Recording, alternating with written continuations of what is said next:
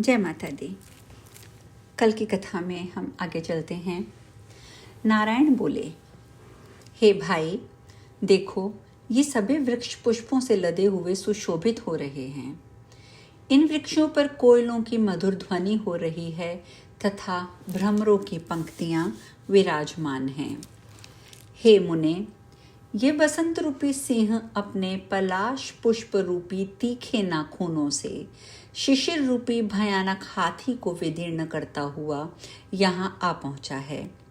हे देवर्षि, लाल अशोक जिसके हाथ में है, किंचुक के पुष्प जिसके पैर हैं, नील अशोक जिनके केश हैं, विकसित श्याम कमल जिनका मुख है, नीले कमल जिनके नेत्र हैं, बिल्व वृक्ष के फल जिनके स्तन हैं, खिले हुए कुंद के फूल जिसके दांत हैं, आम के बौर जिनके कान हैं, बंधु जीव के पुष्प जिनके शुभ अधर हैं, सिंधुवार के पुष्प जिनके नख हैं, कोयल के समान जिसका स्वर है, कदम्ब के पुष्प जिस सुंदरी के पावन वस्त्र हैं, मयूर पंखों के समूह जिसके आभूषण हैं, सारसों का स्वर जिसका नुपुर है, माधवी लता जिसकी करधनी है, ऐसी मंत हंस के समान गति वाली तथा इंगुदी के पत्तों को रोम स्वरूप धारण की हुई वसंत श्री इस बद्रिका आश्रम में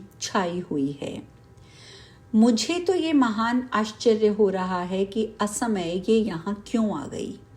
हे देवर्षि, आप ये निश्चित समझिए कि इस समय हम लोगों की तपस्या में विघ्न डालने वाली है। ध्यान भंग कर देने वाला ये देवांगनाओं का गीत सुनाई दे रहा है। ऐसा प्रतीत होता है कि हम दोनों का तप नष्ट करने के लिए इंद्र ने ये उपकर्म रचा है। अन्यथा ऋतुराज बसंत अकाल में कैसे प्रीत प्रकट कर सकता है। जान पड़ता है भयभीत होकर असुरों के शत्रु इंद्र के द्वारा ही ये विघ्न उपस्थित किया गया है। सुरभित, शीतल एवं मनोहर हवाएं चल रही हैं। इसमें इंद्र की चाल के अतिरिक्त अन्य कोई कारण नहीं है।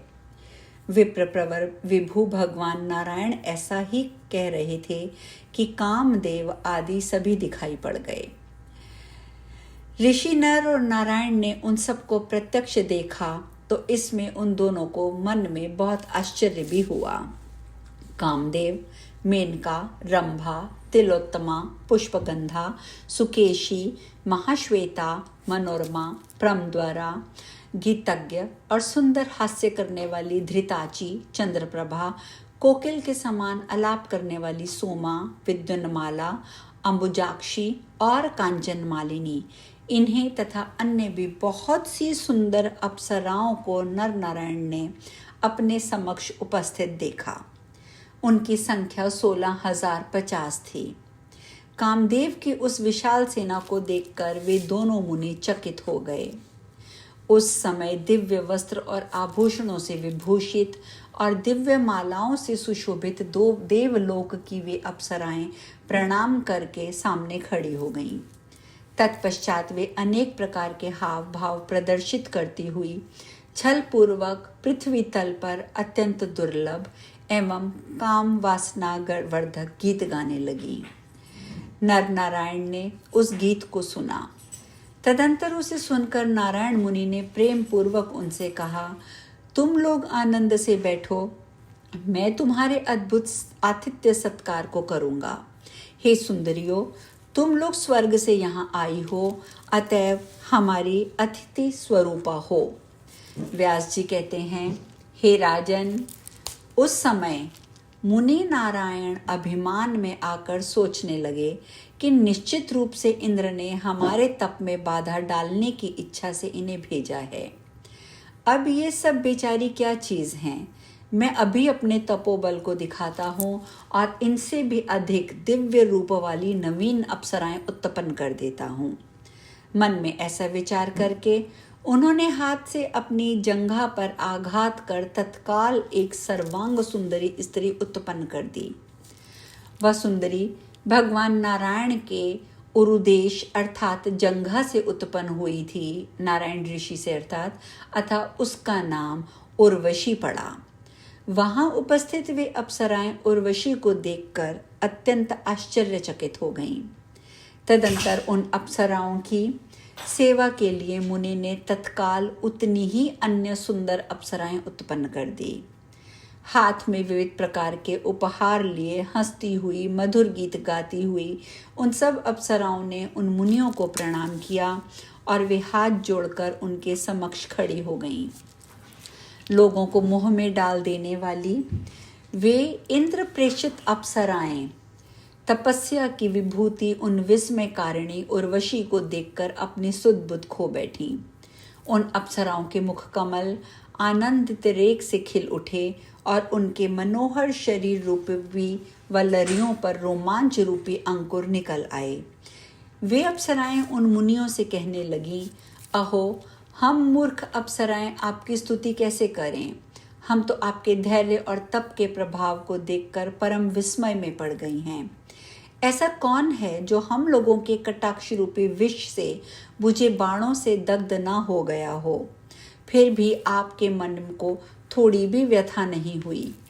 अब हम लोगों को ज्ञात हो गया है कि आप दोनों देव स्वरूप मुनि साक्षात भगवान विष्णु के परम अंश हैं और सदा ही शम, दम आदि गुणों के निधान हैं। आप दोनों की सेवा के लिए यहाँ हमारा आगमन नहीं हुआ है, अपितु देवराज का कार्य सिद्ध करने के लिए ही हम सब यहाँ आई हैं। न जाने हमारे किस भाग्य से आप दोनों मुनिवरों के दर्शन हमें प्राप्त हुए। हम ये नहीं जान पा रही कि हमारे द्वारा संपादित किस संचित पुण्य कर्म का ये फल है। शाप देने में समर्थ होते हुए भी आप दोनों मुनियों ने हम जैसे अपराधी जनों को स्वजन समझकर अपने चित्त को क्षमाशील बनाया और हमें संताप रहित कर दिया। विवेकशील महानुभाव तुच्छ फल देने वाले शाप को उपयोग में लाकर अपने तप का अपव्यय नहीं करते। व्यास जी कहते हैं, उन अति विनम्र देव सुंदरियों का वचन सुनकर प्रसन्न मुखमंडल वाले, काम तथा लोभ को जीत लेने और अपनी तपस्या के प्रभाव से दीप्यमान अंगों वाले वे धर्मपुत्र मुनिवर नर नारायण प्रेम पूर्वक कहने लगे। नर नारायण ने कहा, हम दोनों तुम सभी पर अत्यंत प्रसन्न हैं। तुम लोग अपने मनोवांछित मनोरथ बताओ, हम अवश्य पूर्ण करेंगे। उस सुंदर नयनों वाली उर्वशी को भी अपने साथ लेकर तुम सब स्वर्ग के लिए प्रस्थान करो। उपहार स्वरूप ये मनोहर युवती अब यहाँ से तुम लोगों के साथ ही जाएगी। उरु से प्रादुर्भूत इस उर्वशी को इंद्र के प्रसन्नार्थ हमने उनको दे दिया है।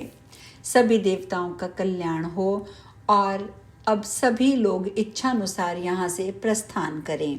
अब इसके बाद तुम लोग किसी की तपस्या में विघ्न उत्पन्न मत करना। देवियां बोली, हे महाभाग, हे नारायण, हे सुरश्रेष्ठ, परम भक्ति के साथ प्रसन्नता पूर्वक हम सभी अप्सराएं आपके चरण कमलों का सान्निध्य प्राप्त कर चुकी हैं। अब हम सब कहाँ जाएं? हे नाथ, हे मधुसूदन, हे कमल पत्राक्ष, यदि आप हमारे ऊपर प्रसन्न होकर वांछित वरदान देना चाहते हैं तो हम अपने मन की इच्छा प्रकट कर रही हैं। हे देवेश, आप हमारे पति बन जाएं। हे परम तप, हम लोगों के इसी वरदान को पूर्ण कीजिए। हे जगदीश्वर, आपकी सेवा करने में हम सभी को प्रसन्नता होगी। आपने जिन उर्वशी आदि सुंदर नयनों वाली अन्य रमणियों को उत्पन्न किया है, वे सब आपकी आज्ञा से स्वर्ग चली जाएं। हे श्रेष्ठ तपस्वियों, हम 16,050 अप्सराएं यहीं रहेंगी और हम सब आप लोगों की सेवा करेंगी। हे देवेश, आप हमारा मनोवांछित फल दीजिए और अपने सत्यव्रत का पालन कीजिए। हे माधव, धर्मज्ञ तथा तत्वदर्शी मुनियों ने प्रेमासक्त स्त्रियों की आशा को भंग करना हिंसा बताया है। दैव योग से हम अप्सराएं भी स्वर्ग से यहाँ आकर आप दोनों के प्रेम रस से संसति हो चुकी हैं। हे देवेश, आप हमारा त्याग न कीजिए। हे जगतपते, आप तो सर्वसमर्थ हैं, तो ये ना कीजिए। अप्सराओं की बात सुनकर नारायण मुनि ने क्या कहा, ये चर्चा अब हम कल करेंगे। जय माता दी।